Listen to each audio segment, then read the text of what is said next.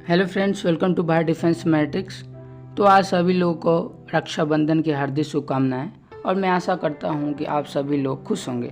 तो आगे बढ़ते हैं और आज बात करेंगे प्रोजेक्ट 75I को लेकर।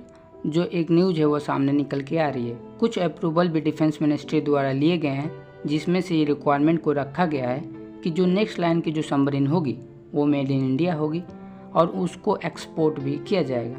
तो जैसे कि हम जानते हैं, इंडिया का जो प्रोजेक्ट 75I है, जिसके अंतर्गत 6 सबमरीन लेनी है, तो ये जो सबमरीन की जो डील है वो 10 साल से ज़्यादा समय तक पेंडिंग में पड़ा हुआ है।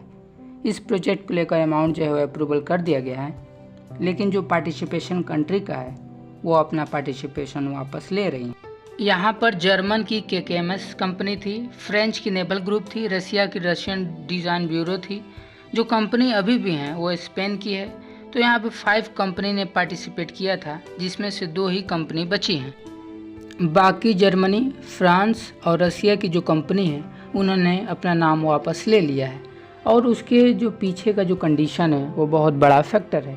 तो इन्हीं कंडीशन को डाइल्यूट करने के लिए अमेंडमेंट को जो है किए गए, जिसके मिनिस्ट्री ऑफ डिफेंस द्वारा किया गया नेवी के रिक्वेस्ट पर। तो जो ये क्या अमेंडमेंट है उसको हम डिस्कस करेंगे।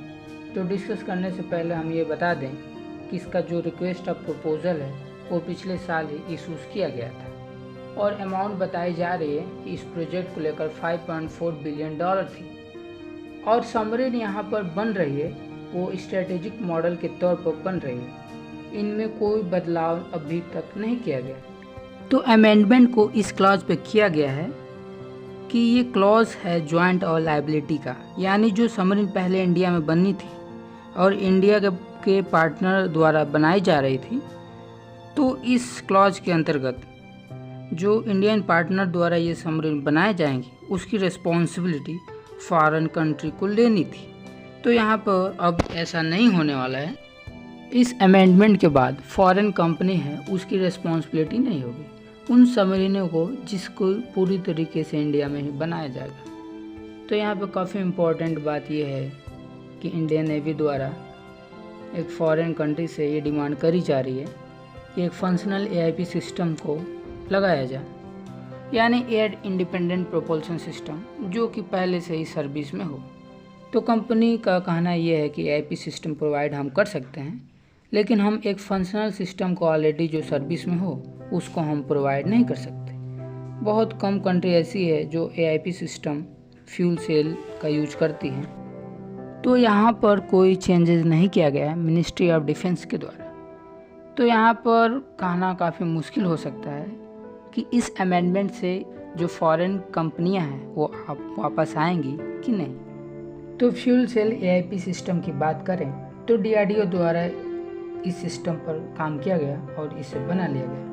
और कलवरी क्लास की जो सबमरीन है उससे पहले रिफिट होगा, उसके बाद इसको इंडक्ट कर दिया जाएगा। तो अगर हम फर्दर स्कॉर्पियन क्लास की सबमरीन को इंडक्ट करते हैं तो हमारे पास स्किल्ड वर्कर हमारे पास ऑलरेडी अवेलेबल हैं। तो इसको इंडक्ट करने में कम से कम समय भी लगेगा। साथ में हमारे यहाँ AIP टेक्नोलॉजी भी मौजूद है, उनको भी इसे इंटीग्रेट कर दिया जाएगा। तो यहाँ पर सबसे बड़ा जो फ़ायदा होगा वो समय कम लगेगा और हमारे जो सबमरीन होगी प्रिपेयर्ड होगी। तो ये चीज़ें हम जानते हैं। प्रोजेक्ट 75I जो है ये 10 साल से लेट हो गया है। अभी तक इस पर कोई डिस्कशन करना बहुत नाकाफ़ी होगा, क्योंकि ये जो चीज़ें जो हैं वो भी समझ में नहीं आ रहा है कि प्रोजेक्ट 75I को स्क्रैप कर दिया जाएगा या फिर ऐसे ही टाइम को वेस्ट किया जा रहा है। तो अगर हम इस पर बात ना करते हुए हम एक चीज़ जानते हैं कि अगर आपकी रिक्वायरमेंट बेटर हो रही है या रिक्वायरमेंट इंक्रीज हो रही है तो आपको काम करना होगा। जय हिंद।